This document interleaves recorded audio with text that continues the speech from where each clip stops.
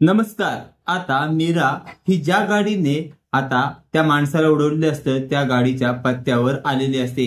आता ती पत्त्यावर येऊन शोधत असते की नेमकं कोणी त्या माणसाला उडवलं। आता तो पत्त्यावर आल्यावर मीरा त्या घराची बेल वाजवते।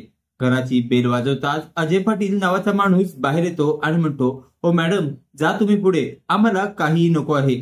त्यावर मीरा म्हणते, अहो असं काय म्हणताय, मी काही एक विकायला आलेले नाही, मी काय म्हणते ते ऐकाल का जरा। त्यावर तो माणूस म्हणतो, मग मग तुम्ही कशाला आला तिथे, काय आहे माझ्याकडे काम तुमचं। त्यावर मीरा म्हणते, अहो ही गाडी बघा, ह्या गाडीचा हा जो नंबर आहे, हा गाडीचा नंबर तुमचाच आहे का आणि ही गाडी तुमचीच आहे का। त्यावर तो माणूस म्हणतो, होय माझीच आहे। त्यानंतर मीरा म्हणते, ही तुमची गाडी, या गाडीने एक ऍक्सिडेंट केलेला आहे आणि त्या ऍक्सिडेंटचा आरोप माझ्या नवऱ्यावर आहे। त्यावर तो माणूस म्हणतो, काय, तुमच्या नवऱ्यावर। त्यावर मीरा म्हणते, होय। त्यावर मीरा म्हणते, मग ही गाडी त्या दिवशी कोण चालवतं। त्यावर आता तो माणूस सांगू लागतो। आता ते सगळं ऐकल्यावर मीराला धक्का बसलेला असतो। आता मीराला त्या माणसाकडनं कळलेलं असतं की त्या माणसाचं कोणतंही ऑपरेशन नाहीये किंवा ऑपरेशन होणार सुद्धा नाहीये आणि झालेलं सुद्धा नाहीये आणि त्या माणसाला काहीही मुलबाळ झालेलं नाही आहे। तो माणूस एकटाच आहे, त्या पत्त्यावर तो एकटाच राहत आहे। आता हे ऐकल्यावर मीराला सुद्धा धक्का बसलेला असतो। धक्का बसलेली मीरा ही आता सत्यजितला भेटण्यासाठी त्याच्या पोलीस स्टेशन मध्ये आलेली असते। पोलीस स्टेशन मध्ये सत्यजित हा अटक केलेला असतो। तिथे मीरा येऊन सत्यजितला भेटते आणि म्हणते, अहो तुम्हाला माहिती आहे का, ज्या गाडीने ऍक्सिडेंट केला त्या गाडीच्या मालकाच्या पत्त्यावर मी गेले होते आणि तिथे गेल्यावर मला काय कळलं। त्यावर सत्यजित म्हणतो, काय कळलं, धूमकेतू सांग पटकन काय कळलं।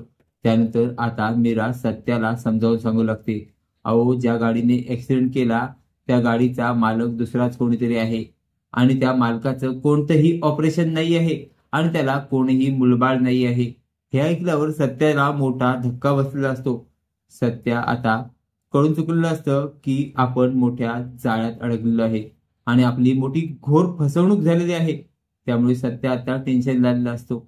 मीरा म्हणते, अहो सांगा सांगा मला नेमकं काय झालंय आणि तुम्हाला कोणी यात अडकवले, अहो काय गडबड झाली ती मला सांगा। त्यावर आता सत्यजित गपचूप मीराकडे पाठ करतो आणि रागात मीराला म्हणतो, जा इथून जा, तू जा बोललो ना। त्यावर मीरा म्हणते, अहो सांगा मला काय झालंय ते सांगा। त्यानंतर आता सत्यजित काहीही बोलायला तयार नसतो। तो मीरावर ओरडतो आणि म्हणतो, जा इथून। आता मीरा टेन्शन लागली असते। मीरा इकडे बाहेर पडते आणि ती आता पोलीस स्टेशनच्या बाहेर आलेली असते आणि तिकडनं आपला अर्जुन सुभेदार येत असतो। अर्जुन सुभेदारला बघून आता मीरा म्हणते, अर्जुन दादा आले। आणि आता मीरा अर्जुनकडे जाते।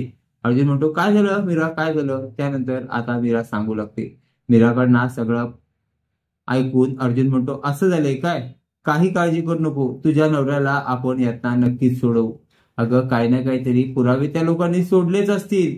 आता हे ऐकल्यावर मीराला मोठा धीर आलेला असतो। पण मीरा म्हणते, पण मी काय करू, ते काहीच सांगायला तयार नाही आहेत। अर्जुन म्हणते, तू काही काळजी करू नकोस, त्याची माझी एकदा भेट घडवून दे, बाकी मी सगळं बघतो। अगं तू माझी बहीण आहेस आणि तुझ्यासाठी मी तुझ्या नवऱ्याला नक्कीच सोडवणार। आता अर्जुनने मीराला मोठा धीर दिलेला असतो। आता अर्जुन आणि मीरा मिळून कसे सुजित कुमारचे 12 वाजवतील ते पाहणे कमालीचे ठरणार आहे। असेच मालिकेचे नवनवीन अपडेट पाहण्यासाठी व्हिडिओला लाईक आणि चॅनलला सबस्क्राईब करायला विसरू नका। थँक्यू।